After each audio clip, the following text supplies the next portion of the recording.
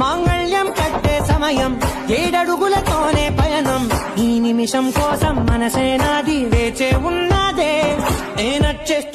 నచ్చేస్తోందే నీతో ఉండే ప్రతి క్షణమే